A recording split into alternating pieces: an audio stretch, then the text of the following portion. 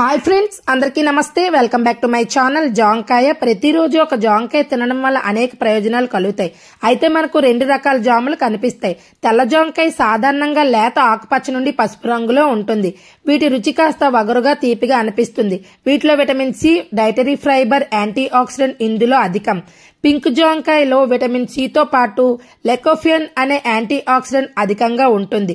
Sugar పేషెంట్లు రెండు రకాల జాంకాయలు మంచివే అయినప్పటికీ తెల్ల జాంకాయ మరింత మేలు చేస్తుంది. తెల్ల జాంకాయలో ఫైబర్ శాతం ఎక్కువగా ఉంటుంది.